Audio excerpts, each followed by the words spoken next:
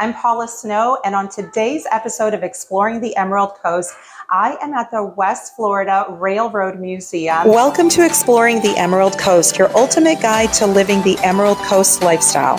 We're Jeff and Paula Snow, local realtors with a passion for everything that makes this coastal paradise special. From hidden gems and stunning beaches to the best dining spots, we'll give you an inside look at what life is like on the Emerald Coast. So whether you're a local, a visitor, or dreaming of making this your home, join us as we explore the beauty and charm of the Emerald Coast. Special thanks to our sponsor, John Scapin with Primary Residential Mortgage. If you're ready to buy or sell your home, let John and our team guide you through every step. With our expertise, we'll make sure your real estate journey is smooth and successful. And this is Peggy, one of the wonderful volunteers here at the Railroad Museum. So Peggy, tell us about the Railroad Museum. The Railroad Museum was a very historic part of Northwest Florida, not just because we love trains, but because railroading was so important to the growth of the economy and the communities all across Northwest Florida.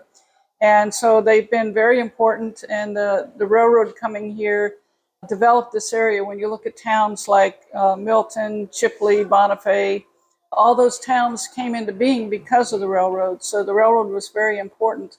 And this depot was like a community hub. It had your communications, they had telegraphs, you could send your messages to your friends and family all over the world.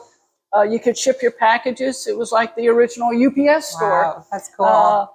We had people could wait to ride the train. So it was became like a community hub for everyone in the area. It was very important. So when was it established here? So the railroad began running here in 1880s, and this very depot was built originally by Pensacola and Atlantic, P&A, and was bought by L&N Railroad very quickly. In fact, the leaders of the L&N Railroad Company, those towns like Bonifay and Defuniak were named after the leaders of that particular company. This depot burned in 1907 and was rebuilt in 1909. And that's the building we're in today. It's still here after all those years. And we're very proud to be a part of it. It's had a lot of great things that have come through the area. Some of the people who've come through have been Teddy Roosevelt and the Rough Riders, which was an interesting story because they got kicked out of Pensacola for bad behavior, and they came here, and there's a whole story behind that. We've had the circus come through. Oh, cool. Lady Bird Johnson was here in 1964. She stopped at this very depot as part of a campaign tour event for her husband. So there have been a lot of important people that have been in this very building. And so back in the day when this was a fully functional train depot, where could you come here to take, where would you go to from here? You could go east and west from here, and then from Pensacola, you could go north or go further to Mobile or New Orleans and go north. Basically, from here, you mostly went east or west. And how far east or west could you get? Jacksonville, to the east, and to the west, you could connect through New Orleans and go all the way to the west coast. Oh my goodness. So do you have any information back in the day? What would it have cost to take a ride? Used to cost like a quarter to ride. Oh my goodness. But see, what was interesting was prior to the railroad coming here, there weren't a lot of roads, regular car roads. And so people to get from here to Pensacola had to take a ferry, 4.5 hours. Oh my goodness. And the railroad came, it was 45 minutes. Oh, wow. So that was a major change. It was an amazing change. Yeah. And it was important to the people who lived here and wanted to do business in Pensacola. Some of the business people who had businesses here on Willing Street and all actually did banking and other financial things in Pensacola, so they had to go back and forth from time to time. Okay. So then at what point was this retired? At what point did it stop being in use? 1971, passenger service stopped. In 1974, L&N stopped all service here. Okay. And why did they stop? Was it just trains were not popular? Yeah. Now, we still have trains. It's an active railroad tracks, but it is not an active depot. Okay. So for a long time, CSX owned the rails that run here beside the museum. And so you saw the CSX freight trains. And then a few years ago, they sold to Florida Gulf and Atlantic, which is a subsidiary of a larger company, and it's called what's a short line. So they only run from Pensacola to east to the Jacksonville area. Okay. And it is not passenger, it's only freight. And they Okay. have very limited service. We don't see them that much. Yeah. So today, what purpose does this serve here? What do you guys do as a museum? We want to share the history of the museum because we feel it's important that people understand the history of an area so that we can be better individuals for our communities today. So understanding how this was a community hub and how we came together. I mean, there was an ice house across the street. There was a warehouse in the back.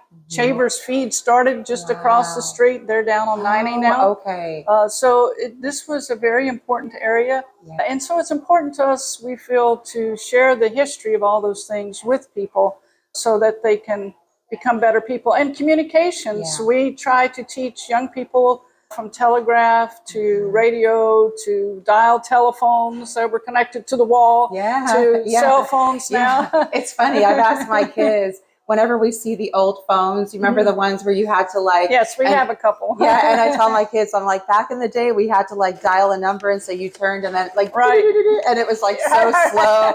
And then when they came out with, the button dial, it was like such a big deal. So yeah, that's great. So if somebody wants to come to the museum, what are the hours? When is this open for the public? We're open Fridays and Saturdays, 10 to 3. Okay. And we can schedule tours at other time. We do a lot of school and a lot of homeschool tours, so we can schedule those according to their needs. Okay. And then schedules. And I saw when I was in the One Rail car that you have something there that says for private events. Yes, our dining car is available for renting for birthday parties, weddings, memorial service.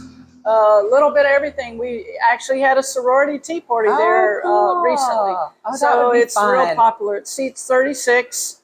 We do not serve the food. You have to have your own food or have it catered. But it's a great facility.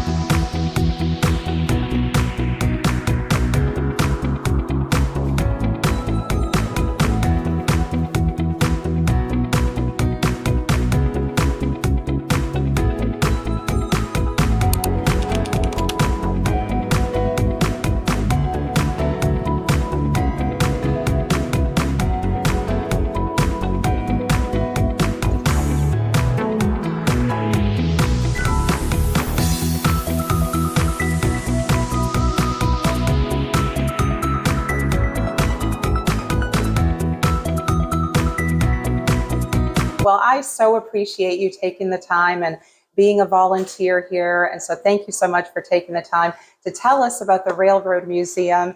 And thank you for watching this episode of Exploring the Emerald Coast. Until next time, keep exploring. Thank you.